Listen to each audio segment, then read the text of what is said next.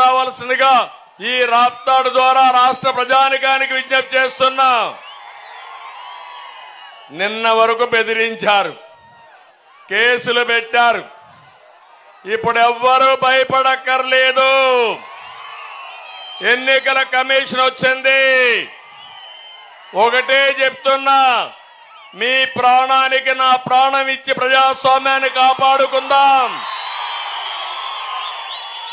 ప్రభుత్వం దిగాలి, జగన్ ఇంటికి వెళ్ళాలి, ఈ రాష్ట్రం బాగుపడాలి. అవునా కాదా అని మిమ్మల్ని అడుగుతున్నా. తమ్ముళ్ళు, నేనేదో మిమ్మల్ని రెచ్చగొట్టే ప్రయత్నం చేయడం లేదు. ఆడబిడ్డలు మీ అందరూ గుర్తుపెట్టుకోవాలి, 5 సంవత్సరాల్లో మీరేం కోల్పోయారు, ఎంత నష్టపోయారు అనే విషయం మీరందరూ ఆలోచించుకోవాల్సిన అవసరం ఉంది. ఒక అహంకారి విధ్వంసంతో రాష్ట్రాన్ని లూటీ చేసి ఈ పేదలను నిరుపేదలు చేసిన దుర్మార్గుడి కథ అంతు తెలిసి అంతు చేసి సమయం ఆసన్నమైందా లేదా అని మిమ్మల్ని అడుగుతున్నా. అడుగడుగునా విధ్వంసం, వ్యవస్థలన్నీ పతనం. మాట్లాడితే కేసులు, ఒక సైకో ప్రవర్తన. కడాన జగన్మోహన్ రెడ్డి ఒక సైకో అయితే ఇక్కడ కూడా ఒక పిల్ల సైకో ఒకడు తయారయ్యాడు. నేను మిమ్మల్ని అందరూ అడిగేది, ఫ్యాన్కు ఓటేశారా 2019లో?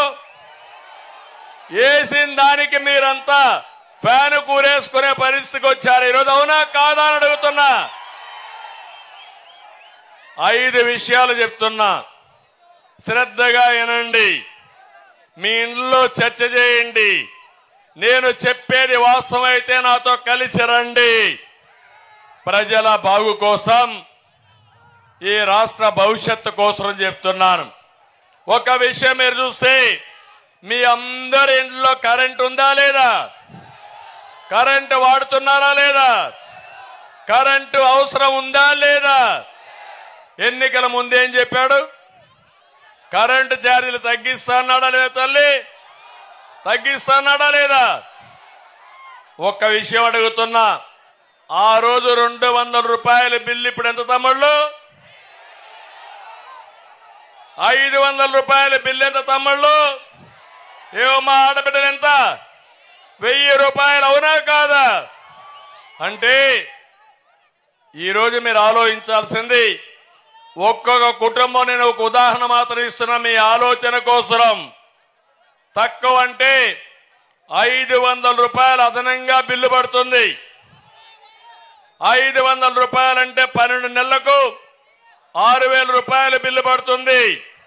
5 ఏళ్లలో 30,000 రూపాయలు. 500 రూపాయలు లెక్కేసుకుంటే మీరు నష్టపోయారు. ఇంకా ఎక్కువైతే ఇంకా ఎక్కువ. ఇది కనీసం మినిమంలో మినిమం నేను చెప్పాను మీకు. నేను అందుకే ఒక మాట చెప్తున్నాను. ఆ రోజు ఒక మాట అన్నాడు, విద్యుత్ ఛార్జీలు పెంచమని. నేను అడుగుతున్నా, 5 సంవత్సరాలు తెలుగుదేశం పార్టీలో కరెంటు ఛార్జీలు పెరిగాయా అని మిమ్మల్ని అడుగుతున్నా.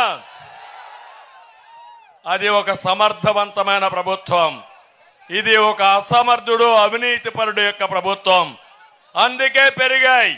రెండో విషయం మీరు చూడండి, మాటలు చెప్పాడు. 9 సార్లు బాధుడు కరెంటు పైన. పెంచాడా లేదా? కడాన రైతు మోటార్లకి మీటర్లు బిగించి రైతు మెడకు ఉరితాడేసిన దుర్మార్గుడు ఈ జగన్మోహన్ రెడ్డి. నేను అందుకే చెప్పా, రాబోయే రోజుల్లో మీ అందరికీ మంచి రోజులు వస్తాయి.